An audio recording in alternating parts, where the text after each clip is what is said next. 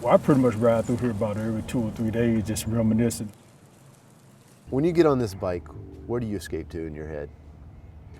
A lot of time I come through this neighborhood here because I can see my youth. That old saying, you're young as you feel, that's true. And by me riding this kid bicycle, I'm a kid again. I'm not 49 years old going on 50. That's true, you're as young as you feel. We have 2 tickets. So this story actually starts on a November evening at a movie theater, the Rialto. That's where I met the No Hand King. One, please.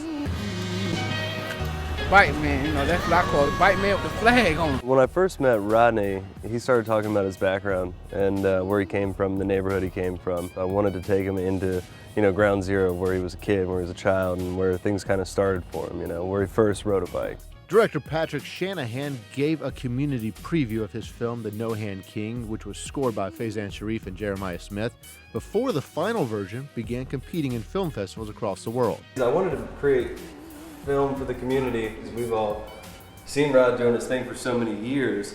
They thought he was a superhero. He goes, "Dad, is that a superhero?" I said, "No, that's Rodney Hines. It's No Hand King."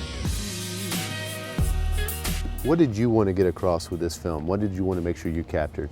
Well, I think just running into the people downtown that I know that knew we were doing this, like, oh, we love this guy. The more and more it started to unfold, everybody knew who he was when I told them what I was doing and how important he was to them.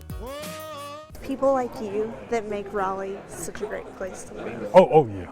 Just thank you. So that's what Rodney really does, is riding for the community, and everybody loves him and loves seeing him. When you're driving down the street, you could be having a terrible day, and then you see those flags coming over the hillside, and everyone gets pumped up. Why the flags? Well, people looking for something that they can relate to. Even though I never met my daddy, but I know one thing, he was a soldier. You know what I mean? So these flags, it represent the whole United States. So if you hating on me, you see me ride, you got a problem with the United States. Don King might have said it and captured it the best, but God bless America. Well, I want to be something that the kids can look up to with my troubled background. As I growed up without a dad, and that was like a mental checkpoint for me, and it caused me to get into a whole lot of trouble. But they don't work for everybody, but it affected me real deeply. Once you learn about Rodney's past and about his father and his family and the time in prison, there was a lot more that's not in the film. There's so much more to the story that we could have gone into, but we wanted to focus on the ride at the Outer Banks. In the summer of 2015, Rodney began pedaling his bike down Highway 12 from Nags Head on his way to Cape Hatteras Lighthouse, with Patrick and his crew capturing the entire record-breaking journey. This was the first time Rodney had been to the Outer Banks, and now he was working to beat the world record for longest hands-free wheelie. In his path was only pavement, sand, and the Bonner Bridge. If you've ever driven over it before, it rises a couple hundred feet, I think, over Oregon Inlet.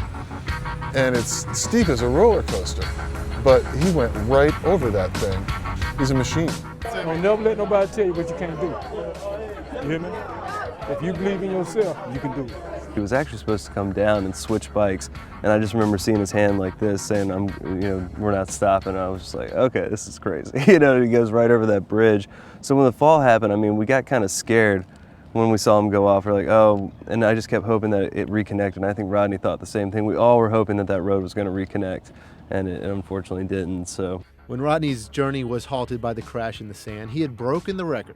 He had traveled over 16 miles on one wheel and not using his hands. After dusting himself off and grabbing some water, Rodney was right back at it again. That right there didn't do nothing but make me even more hungry and harder, because I ain't the kind of person that starts something and don't finish. When I get in there, I never tell myself that I'm riding a wheelie, because if I do that, I'm limited. I say, I'm riding normal, just take it easy. And that's how I win every single time.